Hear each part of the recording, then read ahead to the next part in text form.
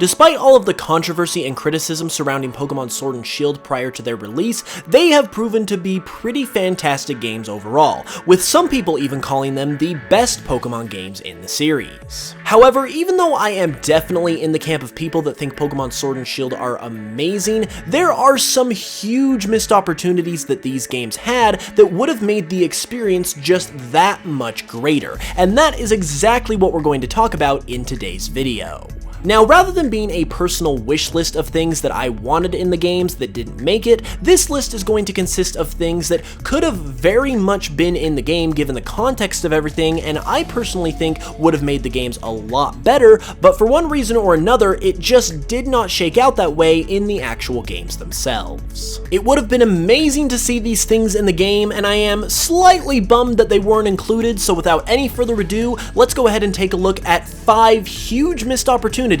in Pokémon Sword and Shield. The first thing I want to talk about here are Team Yell, and if you've played the game already, you would know that Team Yell are definitely one of the more lax and unintimidating evil teams in Pokémon that we've ever seen.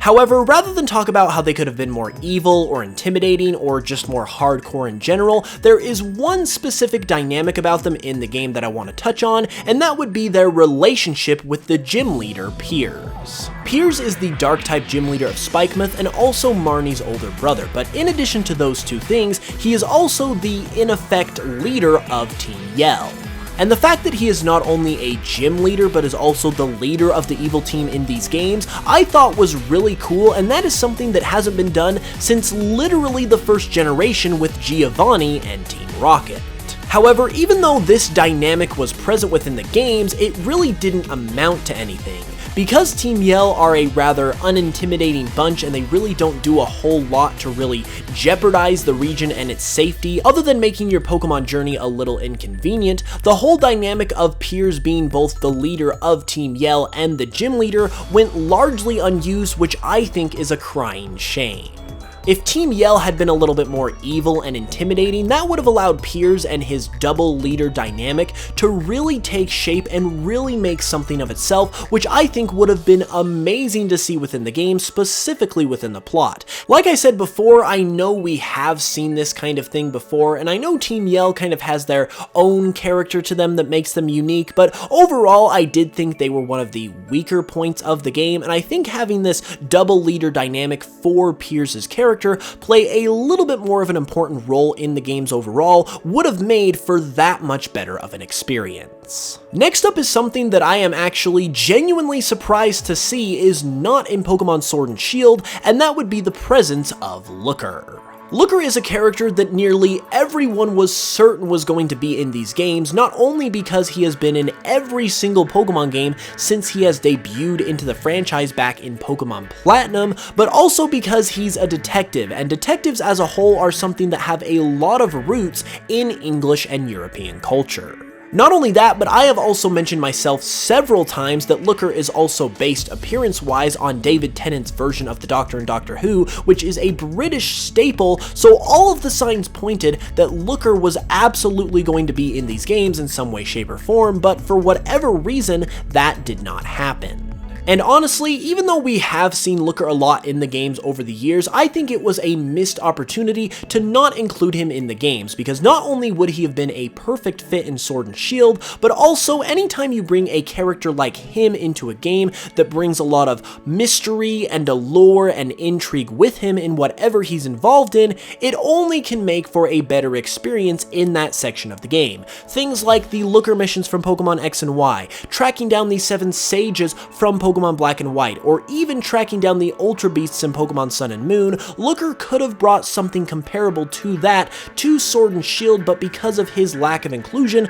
that kind of gameplay and experience was not in Sword and Shield either, and I think it would have been amazing to experience in these Switch titles. It is especially curious that he was not in the games, given, like I said, he's been in every game since his debut, so I guess we'll just have to wait and see what happens to Looker across this generation as time goes on, but definitely a disappointment for sure that he was not in Sword and Shield.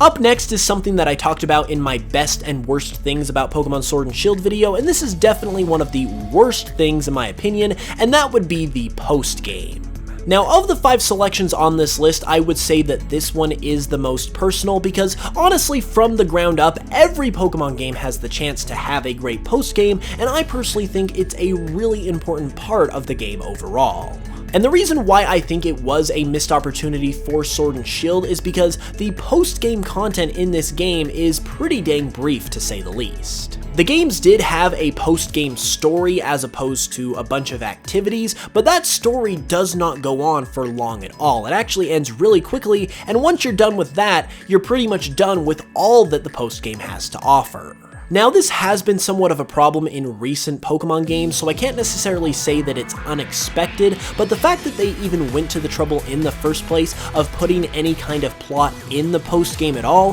tells me that they could have actually taken the time to flesh it out a little bit more and actually give us a decent amount of gameplay with this new story, but for whatever reason they decided to make it as brief as they possibly could. The concept of Swordward and Shieldbert being new characters that were introduced in the post-game specifically, and the story of them trying to defend their family's legacy, quote-unquote, was a solid enough story that I thought could have made for a solid second story within the post-game itself. However, even though the gameplay that we got was good enough on its own, it just didn't last long enough, and that's where I think Pokemon Sword and Shield could have done a heck of a lot better. The story was kind of just there one moment and gone the next so fast that you really didn't get the time to invest yourself in it and really get the enjoyment out of it that I thought this had the potential to have. So for not being as long as I felt like it could have been and having the story there taken away and concluded so quickly, I thought this was a definite missed opportunity within the game.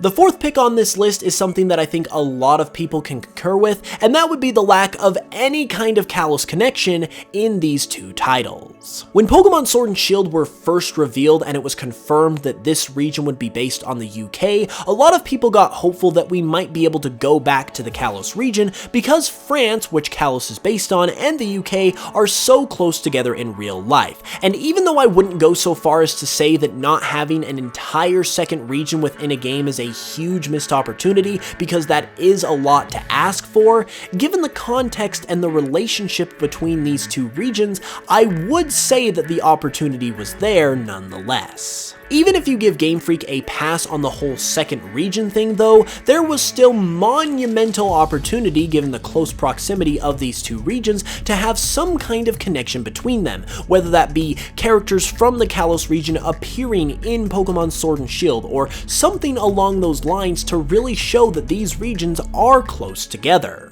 And these two regions are in fact pretty close together because there is a swimmer NPC within the game that tells you that people are capable of swimming from the Kalos region to Galar, so they are about as close together as any other regions we have ever seen before, yet we don't see any interaction between the two whatsoever. So even though I'm going to give Game Freak a pass on not having Kalos as a playable region in Sword and Shield, the fact that these two regions are the closest together regions that we've ever had since Kanto and Johto being neighbors in generations 1 and 2, yet there was no interaction or crossover between them at all, I think was a huge missed opportunity because it could have added so much more to the gameplay and experience of these games and could have tied the Pokemon world as a whole a little bit closer together and could have made for a lot of interesting dynamics, but for whatever reason it was not there, and I think it definitely should have been, so hence the huge missed opportunity. And last, but certainly not least, the final huge missed opportunity that I think Pokemon Sword and Shield definitely should have had was a brand new evolution.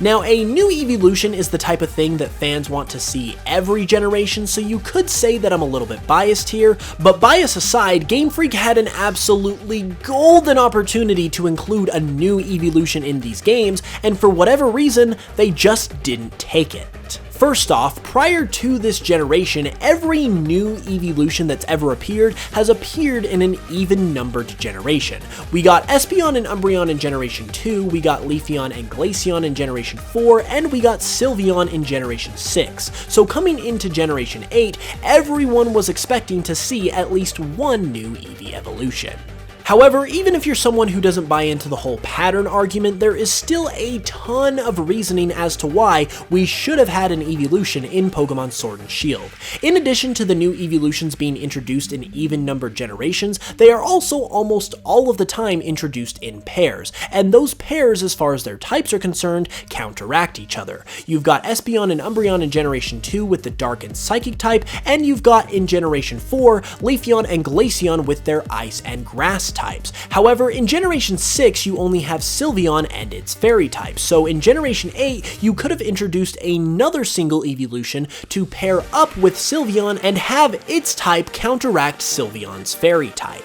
And with that reasoning in mind, Galar's new evolution could have either been a Steel type or a Dragon type, which would have fit absolutely seamlessly in this new region because, as we all know, Galar is a very industrialized region which would have represented the Steel type, and it's also based out of the UK, which is obviously in Europe, and Europe and dragons kind of go hand in hand. So you honestly have a multitude of reasons as to why this would have been the perfect opportunity to not only introduce a new evolution, but introduce a new evolution of either one of these types. Finally, just as a cherry on top, as we have seen as of 2018 with Pokemon Let's Go Pikachu and Eevee, Eevee is kind of establishing itself as a co-mascot of the franchise along with Pikachu. So with this new elevated status for Eevee, what better time to introduce a brand new evolution to kind of keep that hype train going and that momentum going for Eevee than introducing a brand new evolution to this Pokemon in the new games, the very thing that Eevee is known and popular for. So with the absolute mountain of evidence that shows there absolutely should have been a new evolution in Pokemon Sword and Shield specifically, even when disregarding the fact that it's always a top fan request in every generation, just leaves me absolutely mind-boggled as to why they didn't include it in this generation. They had every reason in the world to do so, and for whatever reason they just didn't, and for that it is an absolutely huge missed opportunity. And there we have it, everybody. Those were 5 huge missed opportunities in Pokemon Sword and Shield. Now, even though I do feel pretty confident about these definitively being missed opportunities within the game, they are also technically my opinion at the same time. So if you feel differently or you have something else you would like to add, be sure to leave it in the comments below and give this video a like if you enjoyed it. As always, if you are new to the channel, be sure to subscribe as well for more Pokemon content all the time. And if you'd like to support the channel further, you can check me out on Spotify to listen to my Pokemon remixes, or you can check out my Pokemon Cardinal project if you haven't yet already. I just dropped a new trailer for that on Saturday and released some more information, so I'm extremely excited about that. Definitely give it a watch if you haven't yet. And with all of that being said, I'll be back with another video on Thursday, so be sure to hit the notification bell so you can be notified when that goes live. As always, I love you guys very much, and until the next one, as always, I will smell you guys later.